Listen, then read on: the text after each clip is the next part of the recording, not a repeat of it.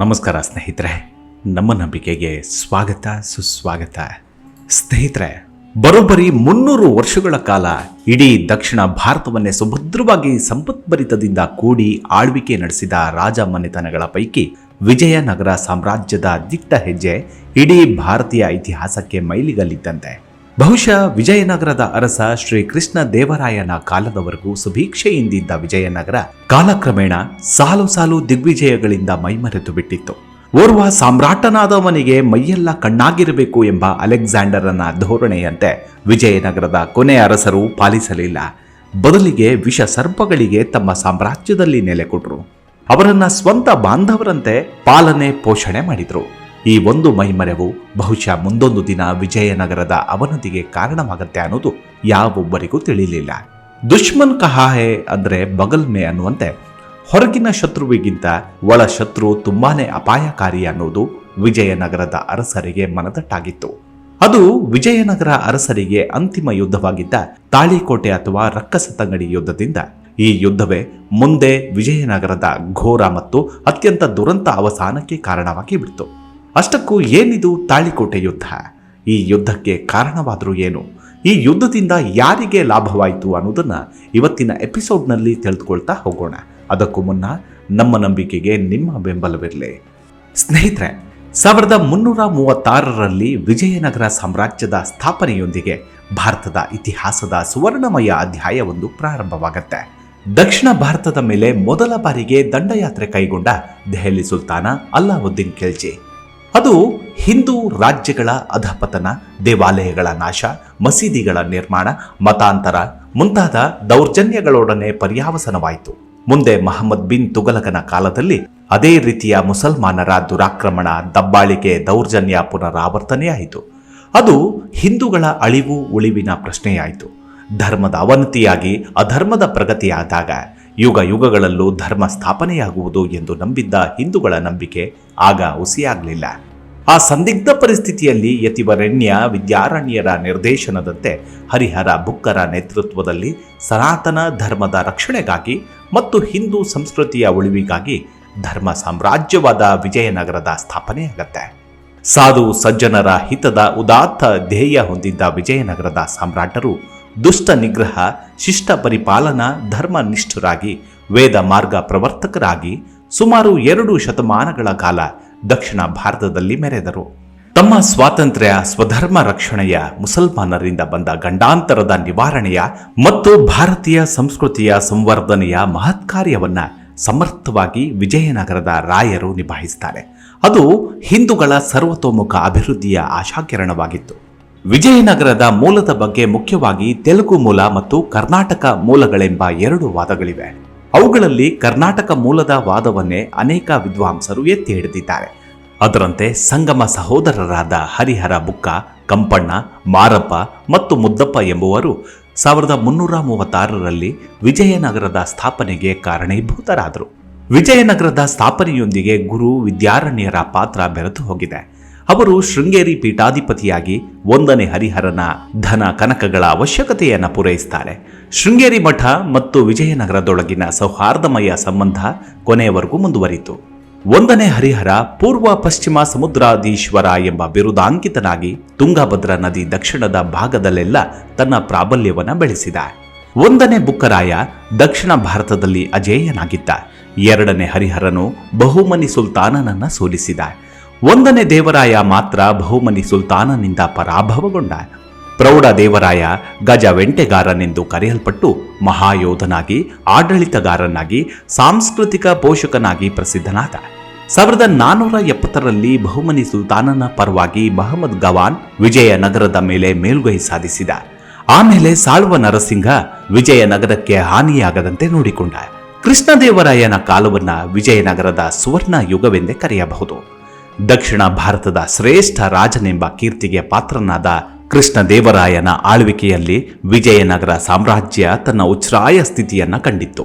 ಉತ್ತಮ ಆಡಳಿತಗಾರನಾಗಿ, ಅಜೇಯ ದಿಗ್ವಿಜಯಿಯಾಗಿ, ಉದಾರ ಕಲಾಪೋಷಕನಾಗಿ, ಮಹಾಧರ್ಮ ಬೀರುವಾಗಿ ವ್ಯವಹರಿಸುತ್ತಾ ಸಾಮ್ರಾಜ್ಯವನ್ನ ಪೂರ್ವ ಮತ್ತು ಉತ್ತರ ದಿಕ್ಕುಗಳಿಗೆ ವಿಸ್ತರಿಸಿ ವಿಜಯನಗರದ ಕೀರ್ತಿ ಪತಾಕೆಯನ್ನ ಕೃಷ್ಣದೇವರಾಯ ಎತ್ತಿ ಹಿಡಿದ.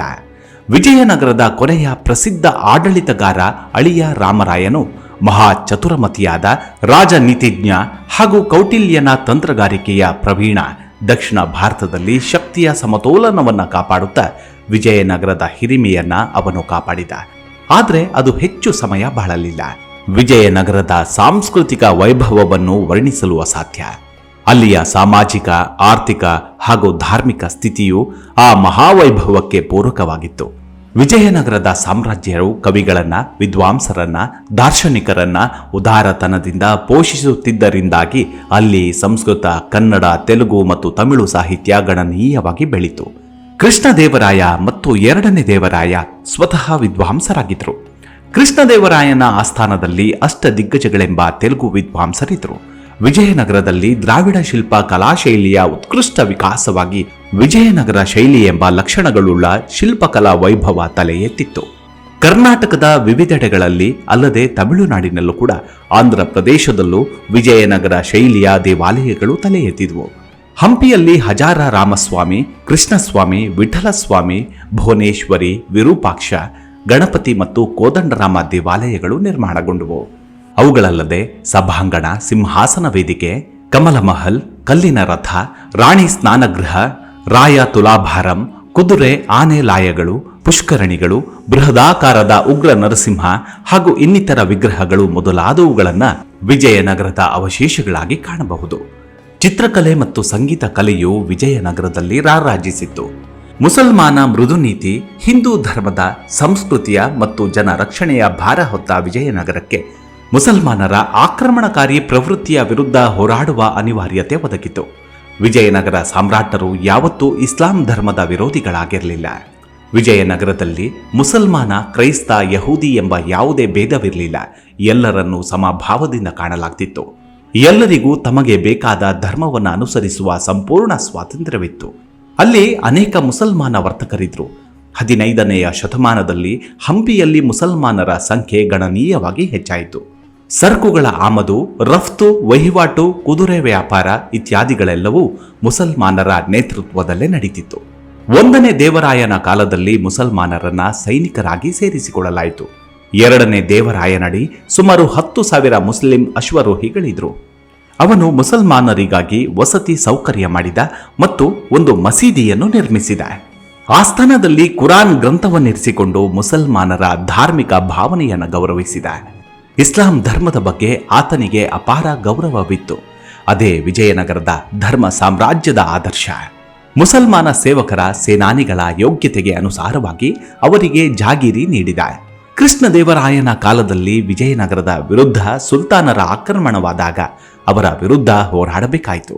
1522ರಲ್ಲಿ ಕೃಷ್ಣದೇವರಾಯ ಗುಲ್ಬರ್ಗಾದ ಮೇಲೆ ದಂಡಯಾತ್ರೆ ಕೈಗೊಂಡು ಅಲ್ಲಿ ಸೆರೆಯಾಗಿದ್ದ ಬಹುಮನಿ ಸುಲ್ತಾನ ಮಹಮ್ಮದ್ ಶಾನನ್ನ ಬಂಧನ ವಿಮೋಚನೆಗೊಳಿಸಿ ಅವನನ್ನ ಮರುಸ್ಥಾಪನೆ ಮಾಡ್ತಾನೆ.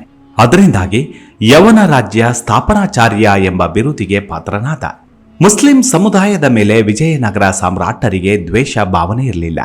ವಿಜಯನಗರದ ಕೊನೆಯ ಪ್ರಸಿದ್ಧ ರಾಜ ರಾಮರಾಯನ ಕಾಲದಲ್ಲಿ ಗಿಲಾನಿ ಸಹೋದರರು ದಿಲಾವಾರ್ ಖಾನ್, ಅಂಬರ್ ಖಾನ್, ನೂರ್ ಖಾನ್, ಬಜಲಿ ಖಾನ್ ಮೊದಲಾದವರು ಉನ್ನತ ಹುದ್ದೆಯಲ್ಲಿದ್ದರು. ಮುಸಲ್ಮಾನರ ಬಡಾವಣೆಗಳು, ಮಸೀದಿಗಳು, ಗೋರಿಗಳು ವಿಜಯನಗರದಲ್ಲಿ ಸಾಕಷ್ಟು ಇದ್ದದ್ದು ತಿಳಿದು ಬರುತ್ತೆ. ವಿಜಯನಗರದ ಮೃದು ನೀತಿಯಿಂದಾಗಿ ಅಲ್ಲಿ ಮುಸಲ್ಮಾನರ ಬಾಳು ಹಸನಾಗಿತ್ತು. ಕೊನೆಗೂ ವಿಶ್ವಾಸಘಾತಕ 1565 ಜನವರಿ 23ರಂದು ಯಾರೂ ಊಹಿಸದ, ಅಪೇಕ್ಷಿಸದ ದುರಂತವೊಂದು ವಿಜಯನಗರದ ಇತಿಹಾಸದಲ್ಲಿ ಘಟಿಸಿತು. ಮುಸಲ್ಮಾನ ಮೃದು ನೀತಿ ವಿಜಯನಗರಕ್ಕೆ ಮುಳುವಾಯಿತು. ಬೀದರ್, ಬಿಜಾಪುರ, ಅಹಮದನಗರ, ಗೋಲ್ಕೊಂಡಾದ ಸುಲ್ತಾನರು ಧರ್ಮಾಧಾರಿತ ಚತುಷ್ಕೂಟವನ್ನ ರಚಿಸಿ ವಿಜಯನಗರದ ವಿರುದ್ಧ ಸಿಡಿದೆದರು. ಆ ಬೆಳವಣಿಗೆಯನ್ನ ರಾಮರಾಯ ಊಹಿಸಿರಲಿಲ್ಲ. ಧರ್ಮಾಧಾರಿತ ರಾಜಕೀಯ ಸುಲ್ತಾನರನ್ನು ಒಂದುಗೂಡಿಸಿತು. ರಾಮರಾಯನು ಇಸ್ಲಾಂ ಧರ್ಮವನ್ನು ಗೌರವಿಸಿದ್ದ ಮತ್ತು ಮುಸಲ್ಮಾನರ ಮೇಲೆ ಪ್ರೀತಿ, ವಿಶ್ವಾಸ, ಭರವಸೆ ಇರಿಸಿಕೊಂಡಿದ್ದ. ಬಿಜಾಪುರದ ಅಲಿ ಆದಿಲ್ ಶಾನನ್ನ ತನ್ನ ದತ್ತುಪುತ್ರನಂತೆ ರಾಮರಾಯ ಕಂಡಿದ್ದ.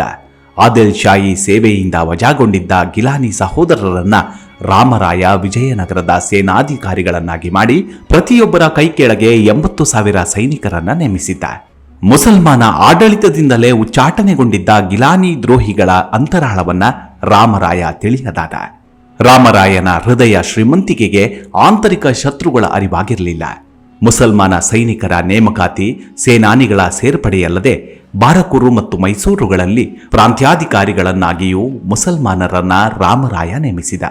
ಆದರೆ ರಾಮರಾಯನ ಮೃದು ನೀತಿ, ಸ್ನೇಹಪರ ಸಂಬಂಧ, ಉದಾರತನ ಯಾವುದೂ ಆ ವಿಶ್ವಾಸಘಾತುಕ ಒಳಸಂಚಿನ ಮುಸಲ್ಮಾನ ರಾಜದ್ರೋಹಿ ನಾಯಕರಿಗೆ ಕಾಣಲಿಲ್ಲ. ನಾಲ್ವರು ಸುಲ್ತಾನರ ಮತ್ತು ವಿಜಯನಗರದ ನಡುವಿನ ಯುದ್ಧ ಜನವರಿ 23, 1565ರಲ್ಲಿ ರಕ್ಕಸತಂಗಡಿ ಅಥವಾ ಬನ್ನಿಹಟ್ಟಿ ಎಂಬಲ್ಲಿ ನಡೆಯಿತು. ಇದನ್ನೇ ತಾಳಿಕೋಟೆ ಕದನ ಅಂತ ಕರೀತಾರೆ.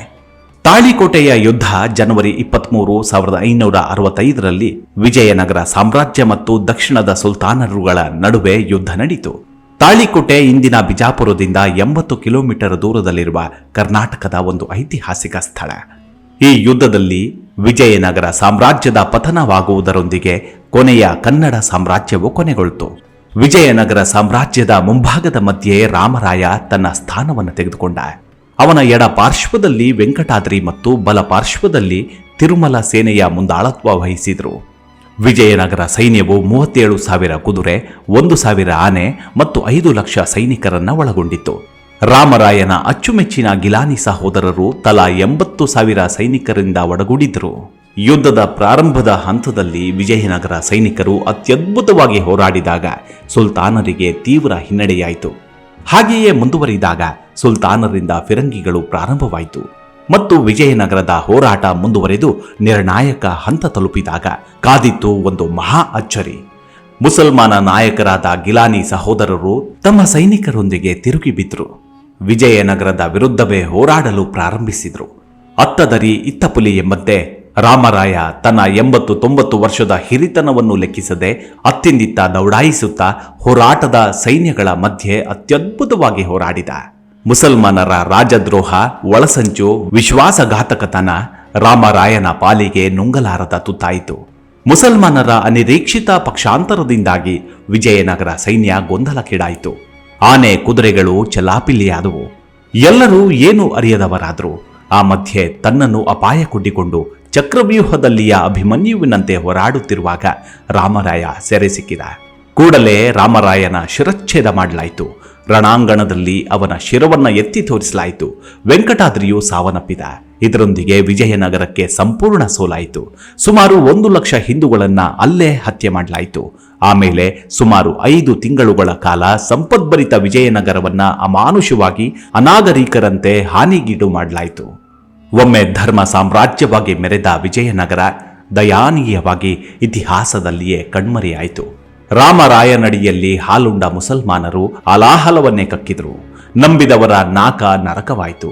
ಗಿಲಾನಿ ಸಹೋದರರು ವಿಜಯನಗರಕ್ಕೆ ಸೇರುವಾಗಲೇ ಒಳಸಂಚು ರೂಪಿಸಿದರು. ಆದರೂ ಶರಣಾಗತ ರಕ್ಷಕನಾಗಿ ರಾಮರಾಯ ಅವರಿಗೆ ರಾಜಾಶ್ರಯವನ್ನ ನೀಡಿದ್ದ. ಅವರ ಅಭ್ಯುದಯವು ವಿಜಯನಗರದ ಅವಸಾನವಾಯಿತು. ರಾಮರಾಯನ ದತ್ತುಪುತ್ರನಂತೆ ಕಂಡ ಅಲಿ ಆದಿಲ್ ಶಹ ಪಿತೃಘಾತಕನಾಗಿ ಪರಿವರ್ತನೆಯಾದ. ವಿಜಯನಗರಕ್ಕಾದ ವಿಶ್ವಾಸಘಾತಕ್ಕೆ ಆಮೇಲೆ ವಿಜಯನಗರ ಸಂದರ್ಶಿಸಿದ ವಿದೇಶೀಯರು ಮರುಗಿದ್ರು. ಈ ಯುದ್ಧ ಕರುನಾಡಿನ ಮಹಾನ್ ಸಾಮ್ರಾಜ್ಯದ ಅವನತಿಗೆ ಕಾರಣವಾದದ್ದಷ್ಟೇ ಅಲ್ಲ, ಸಂಪೂರ್ಣ ಭಾರತದಲ್ಲಿಯೇ ಕನ್ನಡ ರಾಜ್ಯಗಳ ಕೊನೆಗಾಲಕ್ಕೆ ನಾಂದಿ ಹಾಡ್ತು. ವಿಜಯೋನ್ಮತ್ತ ಸುಲ್ತಾನರ ಸೇನೆ ಇತರ ಕಳ್ಳಕಾಕರು ಮತ್ತು ಕಾಡು ನಿವಾಸಿಗಳ ಗುಂಪುಗಳೊಂದಿಗೆ ವಿಜಯನಗರಕ್ಕೆ ಲಗ್ಗಿಯಿಡ್ತು. ಲೂಟಿ, ದರೋಡೆ, ಕಗ್ಗೊಲೆ, ಸುಲಿಗೆಗಳು ಅವ್ಯಾಹತವಾಗಿ ನಡೆದವು. ಕೊಡಲಿ, ಗಡಾರಿ, ಕತ್ತಿ ಇತ್ಯಾದಿಗಳೊಂದಿಗೆ ನಗರವನ್ನ ಹಾಳುಗೆಡವಿ ಬೆಂಕಿ ಹಚ್ಚಲಾಯಿತು. ಈ ದಾಳಿಯಿಂದ ವಿಜಯನಗರ ಮುಂದೆಂದೂ ಚೇತರಿಸಿಕೊಳ್ಳಲಿಲ್ಲ. ಪೆನುಗೊಂಡೆಯನ್ನ ರಾಜಧಾನಿಯನ್ನಾಗಿ ಮಾಡಿಕೊಂಡು ವಿಜಯನಗರ ಮತ್ತೆ ಮೇಲೇಳುವ ಪ್ರಯತ್ನ ಮಾಡ್ತಾದ್ರೂ ಅದು ಯಶಸ್ವಿಯಾಗಲಿಲ್ಲ. ಜನಬೆಂಬಲ ಅಳಿಯ ರಾಮರಾಯನ ತಮ್ಮನ ಪರವಾಗಿದ್ದ ಕಾರಣ ಪಟ್ಟವೇರುವ ತಿರುಮಲನ ಪ್ರಯತ್ನ ಫಲಿಸಲಿಲ್ಲ. ಅದಕ್ಕಾಗಿ ಆತ ಮತ್ತು 6 ವರ್ಷ ಕಾಯಬೇಕಾಯಿತು. ಈ 6 ವರ್ಷಗಳಲ್ಲಿ ಅರಾಜಕತೆ ತಾಂಡವವಾಡ್ತು. ಅಳಿಯ ರಾಮರಾಯನಿಂದ ಮಹತ್ವದ ಸ್ಥಾನಗಳಿಗೆ ನೇಮಿಸಲ್ಪಟ್ಟಿದ್ದ ಅವನ ಹತ್ತಿರದ ಸಂಬಂಧಿಕರಲ್ಲಿ ಈಗ ಒಳ ಜಗಳ ಪ್ರಾರಂಭವಾಯಿತು. ಅಷ್ಟೇ ಅಲ್ಲ, ಇದರಿಂದ ಅಸಂತುಷ್ಟರಾಗಿದ್ದ ಸಾಮ್ರಾಜ್ಯನಿಷ್ಠ ಅಧಿಕಾರಿಗಳು ಈಗ ದಂಗೆ ಎದ್ರು. ಹಿಂದೆ ಯಶಸ್ವಿಯಾಗಿ ನಡೆದುಕೊಂಡು ಬಂದಿದ್ದ ಪಾಳೆಯಗಾರಿ ಪದ್ಧತಿಯು ಸಾಮ್ರಾಜ್ಯವು ಅನೇಕ ಹೋಳಾಗುವುದಕ್ಕೆ ಕಾರಣವಾಯಿತು. ತಮಿಳು ಭಾಷಿಕರಾಗಿದ್ದ ಜಿಂಜಿ, ಮದುರೈ ಮತ್ತು ತಂಜಾವೂರಿನ ನಾಯಕ ಮನೆತನದವರು ಸ್ವತಂತ್ರರಾಗಲು ತಹತೈಸತೊಡಗಿದ್ರು. ಬಿಜಾಪುರದಿಂದ ದಾಳಿಯ ಭೀತಿಯಲ್ಲಿದ್ದ ತಿರುಮಲನು ನಾಯಕರುಗಳ ಸ್ವತಂತ್ರ ಆಳ್ವಿಕೆಗೆ ಮೌನ ಸಮ್ಮತಿ ನೀಡಬೇಕಾಯಿತು. ಚಂದ್ರಗಿರಿಗೆ ಅದರ ನಂತರವೂ ವೆಲ್ಲೂರಿಗೆ ರಾಜಧಾನಿಯನ್ನ ಮುಂದೆ ಬದಲಾಯಿಸಲಾಯಿತು. ಈ ಅವಧಿಯಲ್ಲೇ ಮೈಸೂರು, ಕೆಳದಿ, ವೆಲ್ಲೂರು ಮೊದಲಾದ ಸಾಮಂತರು ವಿಜಯನಗರದ ಸ್ವತಂತ್ರರಾಗಿದ್ರು. ವಿಜಯನಗರದ ಅವನತಿಯಿಂದಾಗಿ ದಕ್ಷಿಣ ಭಾರತದ ರಾಜಕೀಯ ವ್ಯವಸ್ಥೆ ಛಿದ್ರವಾಯಿತು. ಹೀಗೆ ವೈಭವೋಪೇತವಾಗಿ ಸಾಮ್ರಾಜ್ಯವಾಳಿದ್ದ ವಿಜಯನಗರ ಸಾಮ್ರಾಜ್ಯ ವೈಭವದಲ್ಲಿ ಮೈಮರೆತು ಸದ್ದಿಲ್ಲದೆ ಕಣ್ಮರೆಯಾಯಿತು. ಆದರೆ ಇಂದಿಗೂ ಎಂದೆಂದಿಗೂ ಇತಿಹಾಸ ಪುಟಗಳಲ್ಲಿ ಚಿರಸ್ಥಾಯಿಯಾಗಿ ಉಳಿದುಕೊಂಡು ಬಿಡಿತು ವಿಜಯನಗರ ಸಾಮ್ರಾಜ್ಯ. ಕನ್ನಡ ನಾಡು ನುಡಿ ಭಾರತದ ಇತಿಹಾಸಕ್ಕೆ ವಿಜಯನಗರದ ಅರಸರು ಕೊಟ್ಟ ಅಪ್ರತಿಮ ಕೊಡುಗೆ ಅಪಾರವಾದದ್ದು. ಮುಂದಿನ ವಿಡಿಯೋದಲ್ಲಿ ಮತ್ತೆ ಸಿಗೋಣ. ಅಲ್ಲಿವರೆಗೂ ನಿಮ್ಮ ಆರೋಗ್ಯದ ಕಡೆ ಗಮನವಿರಲಿ. Take care. ನಮಸ್ಕಾರ.